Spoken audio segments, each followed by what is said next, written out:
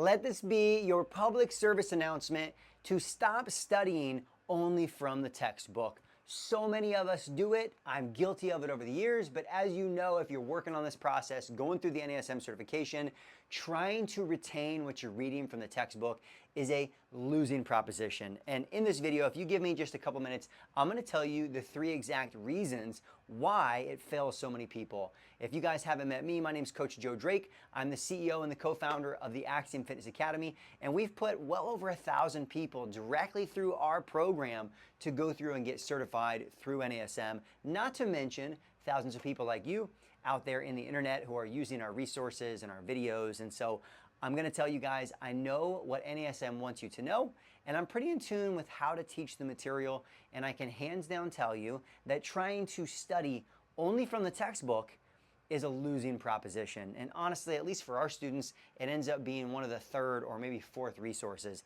that they go through. So here's what I'm gonna do. I'm gonna tell you guys the 3 specific reasons why this is a losing proposition. And if you stay with me, I'm gonna tell you what you should do instead. So one of the first reasons that trying to just read the textbook in order to pass the certification and become a good trainer is a losing proposition is because it does not fit with what we call deep learning. Now, here's the truth. I've been training clients for well over 17 years. I still train clients literally every day. I trained clients this morning before I shot this video, and I can tell you that training real people is all about problem solving. And so I have a feeling that if you're watching this video and you signed up for the NASM certification, you probably signed up because you actually wanted to become a good personal trainer and like really get good at training people and learn more about the human body, right? Probably fair to assume. But you get lost in this process of just trying to memorize terms and facts, many of which you may never ever use with a client. And so let me give you guys just a little bit of educational science here. When it comes to trying to master a new concept, memorization of facts is an important part of the process. That's what we would call like level 1 of 6 in this learning continuum of how we go from basic facts and memorization, even up to like levels 2 and 3, which is probably more real life training, practical application. So although it is one piece of the learning process, it lacks a lot of things that you and I have both had in almost every other learning experience in our life. If you can think about when you learn the most, not just about a topic, but you really got the furthest ahead on understanding something, whether it was a course, a class, maybe it was your major back in the day, maybe back when you were in school, or maybe when you started your job, there was not just you learning about the system, there was scenarios, there were examples, and there was context. So the truth is, one of the main things that's lacking from the textbook, and it's one reason why it's deathly boring to read, but it's also another reason why most people don't retain anything that they're learning, is because most of us learn better in stories and examples, because we need to be able to create connections with other things that we know and understand. And so I call that context. And most of your textbook only learning, especially if that's the only method you have, right? That's all maybe you got with NASM, is it's lacking any context in order for you to grab these relationships and connections that already exist in your brain, which again, make learning more interesting, but it also makes it so much easier for your brain to retain the information.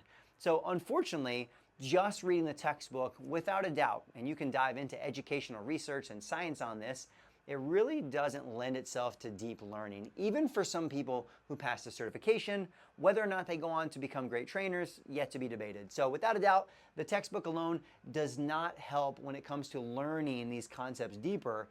And if you want to do well on the exam, you need to, because what's going to happen is you're going to get hit. Even though you only get these level 1 resources, you get hit with level 3 questions, right? NASM is going to ask you to apply the information you've learned to a new scenario.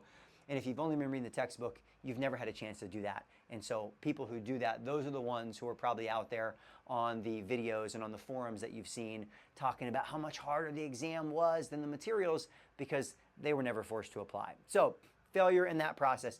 Reason number 2 why just trying to learn from the textbook is a failing process for so many people and just not a path for success is, honestly, guys, the sad part is it's not really written for you. I've had the opportunity to sit in and be a part of the curriculum development process, right? The committee that helps to decide what the next certification is going to look like. And the reality is, when these certifications go to create this content, they have a lot of things they're trying to accomplish. They have a lot of people that they're trying to keep happy. And so I can tell you, as a trainer for 17 years, for the future certification, there were plenty of things that I lobbied not to be in the textbook. But other people felt strongly about those things, and the organizations have to keep everyone happy. So unfortunately, there are a lot of things that end up inside the textbooks to meet the requirements of certification, to create a textbook that is robust as a huge resource. And so in many ways, as I was a part of this process and have just had experience with a lot of the organizations, even beyond NASM, is that the textbook, unfortunately, it's not really written for you. And what I mean by that is it's generally not written in a way that's easy to understand. Sometimes there's a lot of scientific terminology because they're trying to meet the needs and the requirements of the certifications, right, of being an accredited certification. And unfortunately for you as a student, that means it ends up being super hard to learn. And there ends up, unfortunately, being a lot of things in there that you may or may not really understand, or you may not know how to use if that's the only way you're learning it. So it's unfortunate, but the reality is a textbook is kind of not written for you. It's written for the industry, and it's written for minimum guidelines. And so hopefully this changes, but it is the reality. And the last reason why just trying to read the textbook is a losing proposition for most people is because it's just not focused enough. Meaning that if you've been going through this process and you're still with me in this video, you know there is so much inside of almost every chapter, especially as you get inside of chapters like chapter 6, where you have 3 different systems. You have the cardiorespiratory system, you have the endocrine system, the digestive system, and there's so much that's in there that it's not really focused in the sense of you don't really know what's going to be on the exam.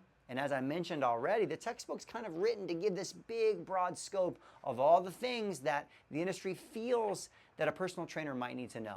And I can tell you, this is a really great example. We don't really teach digestion at all inside of our courses.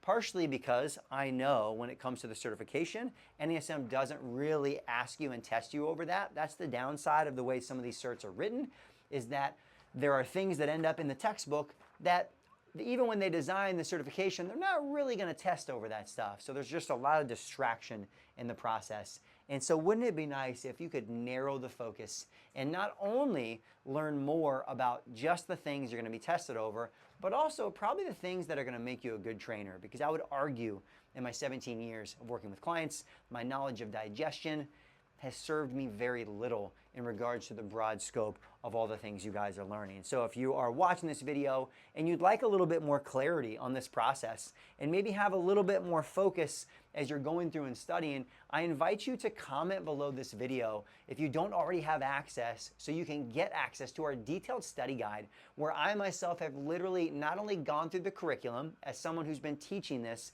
for over 10 years and helped you chapter by chapter really break down what you need to focus on and know, but literally gone page by page through the textbook just to make this process a little bit more manageable for good people like you. Because I mentioned it earlier, I know you signed up for this for all the right reasons, and it's really easy to get overwhelmed in this process. So if you're feeling that way, make sure you comment below so you can get access to the study guide.